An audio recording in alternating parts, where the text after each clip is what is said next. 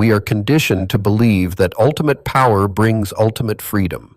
We assume that if we could just control our environment, dictate our circumstances, and eliminate our adversaries, we would finally experience tranquility.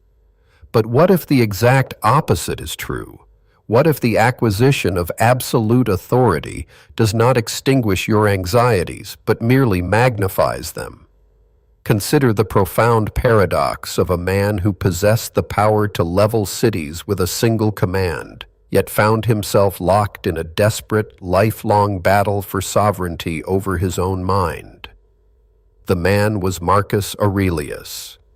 He did not seek the throne, yet he inherited the reins of the known world, serving as Roman emperor from 161 to 180 AD. He was the most powerful human being on the planet, commanding legions and dictating the fate of millions. Yet, behind the marble columns and the imperial purple, a different reality unfolded. His greatest adversary was not the Germanic tribes massing at the borders, nor the political rivals whispering in the Senate. His true enemy was the relentless, chaotic tide of his own human nature. He was terrified of losing his humanity to the intoxicating venom of absolute power. To survive the isolating heights of leadership, he engaged in a secret inner war, documented in a private diary never intended for public consumption. These writings, now known to the world as the Meditations, were not a polished manifesto or a public relations campaign. They were the raw, unfiltered battle logs of a soul fighting for its own integrity. In those pages, you do not find a god among men, but a vulnerable mind actively wrestling with anger, exhaustion, and the seductive pull of arrogance. To fight this war, he weaponized a specific framework of thought. He turned to Stoicism, an ancient Greek philosophy that teaches the development of self-control and fortitude as a means of overcoming destructive emotions. For the emperor, this was not a theoretical debate held in comfortable academic halls. It was a tactical, daily application of mental discipline designed to keep him grounded while the world burned around him. Stoic philosophy became his armor against the psychological crushing weight of the crown, demanding that he separate what he could control from what he could not. When you examine his life, you encounter a profound example of cognitive dissonance, the mental discomfort experienced by someone holding two or more contradictory beliefs, ideas, or values. Marcus was forced to reconcile his deep desire for philosophical retreat and peaceful contemplation with his brutal, bloody duty as the supreme military commander of Rome. He despised war, yet spent the final decade of his life directing military campaigns on the freezing frontiers of the Danube. To navigate this agonizing contradiction without losing his mind, he had to constantly reframe his perception of duty. This reframing began the moment he opened his eyes. He famously instructed himself each morning to anticipate encountering the meddling, the ungrateful, the arrogant, the dishonest, the jealous, and the surly. He did not write this to cultivate pessimism, but to preemptively disarm the shock of human failing. By accepting that betrayal and incompetence were inevitable components of the human condition, he insulated his emotional core. He was preparing his mind for the day's combat, ensuring that the toxic behaviors of others could not penetrate his inner citadel or corrupt his own character. You face a modern reflection of this exact struggle. You may not command a Roman legion, but you govern an empire of personal and professional responsibilities, bombarded by endless demands and the unpredictable actions of others. How often do you allow the incompetence of a colleague or the malice of a stranger to dictate your emotional state? When you surrender your tranquility to the external world, you abdicate the throne of your own mind. The emperor's secret was recognizing that true power is never external. It is the absolute, unshakable mastery of one's own reactions. As Marcus Aurelius wrote, you have power over your mind, not outside events. Realize this, and you will find strength. Yet, Realizing it and living it are vastly different endeavors. The emperor frequently failed. His diary is littered with self-reprimands, moments where he allowed frustration to breach his defenses. He struggled bitterly with the urge to lash out at those who disappointed him. The secret inner war was not a campaign of flawless victories, but a grueling process of constant course correction, of catching himself in the act of slipping and violently pulling his mind back to center. This continuous self-correction requires a willingness to look into the abyss of your own flaws. In modern psychological terms, this mirrors the concept of shadow work, the introspective process of exploring your dark side or inner shadow, encompassing the hidden, suppressed, or unconscious aspects of your personality. Marcus was ruthlessly investigating his own shadow. He scrutinized his impulses toward vanity, his flashes of cruelty, and his desire for vengeance. He knew that an unexamined mind is a dangerous weapon, particularly when wielded by a man who answers to no earthly authority. The consequences of ignoring that shadow were visible all around him in the annals of Roman history. He had only to look at predecessors like Nero or Caligula to see what happens when supreme power merges with an undisciplined mind. They became monsters, consumed by their own unchecked appetites and paranoid delusions. Marcus was determined to break that lineage of madness. His daily commitment to philosophical reflection was the only tether keeping him anchored to reality, preventing the immense gravity of his position from crushing his moral compass. His reign was not characterized by golden ages of peace, but by relentless catastrophe.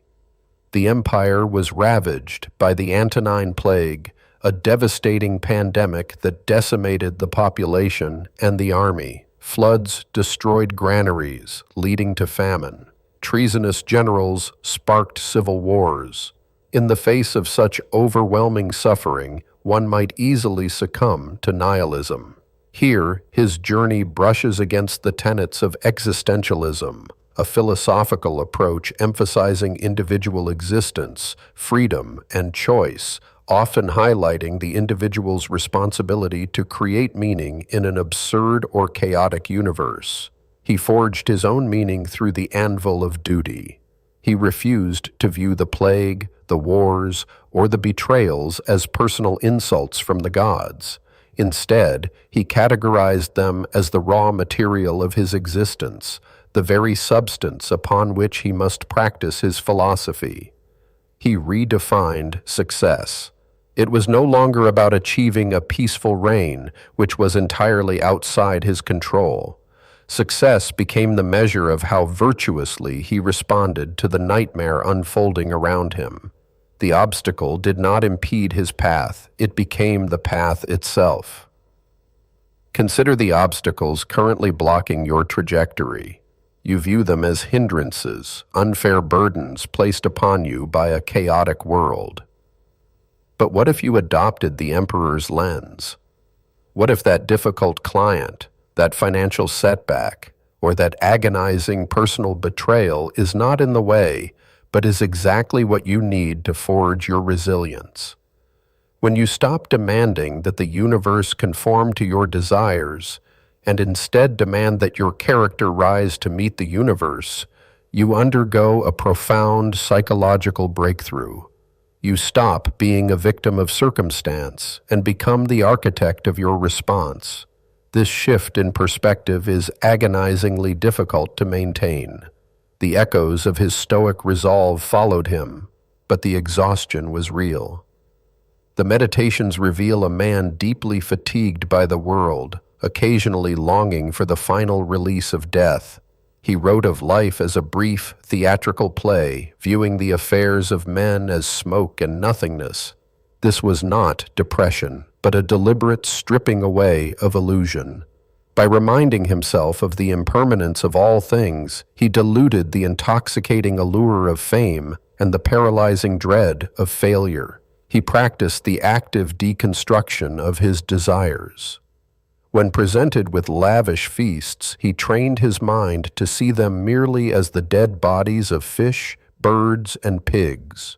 When draped in the imperial purple, he reminded himself it was just sheep's wool dyed with shellfish blood. This daily application of objective reality was a radical technique to destroy the false value society placed on luxury and status. He was actively hacking his own perception, ensuring that the trappings of power could never take root in his soul. By devaluing the external, he amplified the internal. The only thing that retained absolute value was the integrity of his own character. Seneca once observed that it is a great man who can treat his earthenware as if it was silver, and a man who treats his silver as if it was earthenware is no less great. Marcus Aurelius lived this principle on the grandest scale imaginable. He possessed all the silver in the world, yet fought daily to maintain the humble, grounded perspective of a philosopher holding a clay cup. This relentless internal discipline yielded extraordinary external results. Because he conquered his own ego, he was able to rule with unprecedented justice and mercy. When his most trusted general, Avidius Cassius, declared himself emperor and sparked a civil war, Marcus did not react with the predictable fury of a tyrant. Instead, he kept his grief private, forbade the execution of Cassius's family, and sought to forgive the betrayal. He used the treason as an opportunity to demonstrate clemency, transforming a crisis that could have destroyed Rome into a masterclass in Stoic leadership. He proved that you can hold immense authority without being consumed by it, provided you are willing to wage a ruthless war against your own base instincts. The true measure of a leader is not found in the lands they conquer or the wealth they amass. It is found in the dark, silent moments when they are entirely alone with their thoughts, facing the temptations of power and choosing virtue anyway. The legacy he left behind was not a monument of stone, but a blueprint for psychological survival. You are writing your own blueprint right now. Every time you face adversity, every time you are provoked, you are laying down the ink of your own meditations. Are you writing a tragedy of reaction, driven by impulse and external validation? Or are you composing a manual of self-mastery? The world will constantly try to pull you into its chaos, demanding that you match its frantic, toxic energy.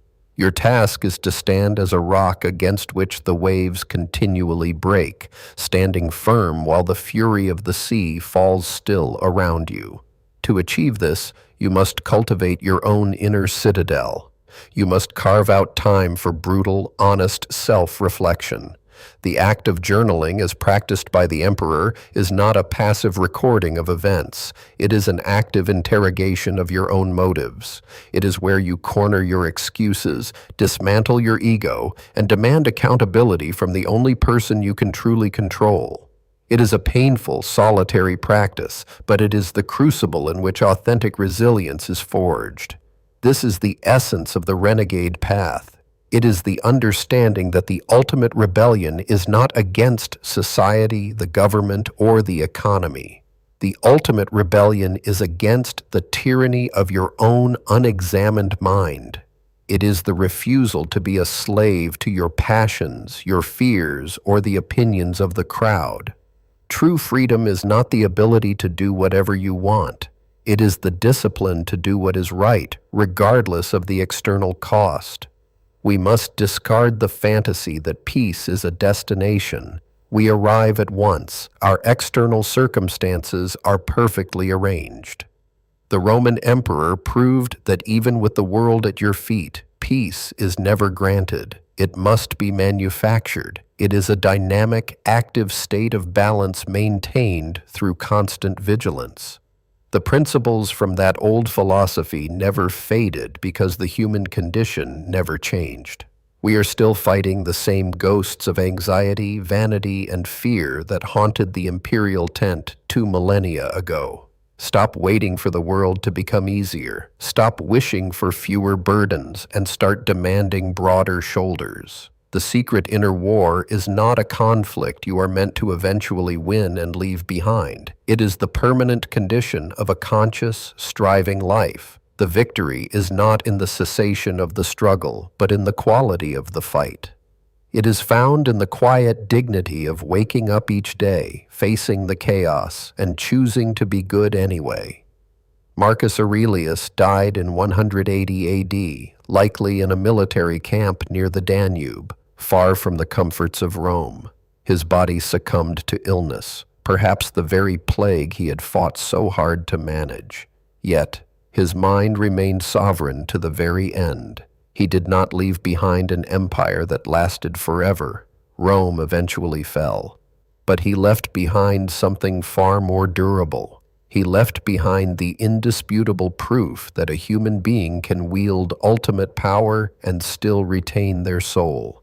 The empire you rule is your own life. The legions you command are your own thoughts, actions, and choices. The war is happening right now in the silent spaces between your impulses and your responses.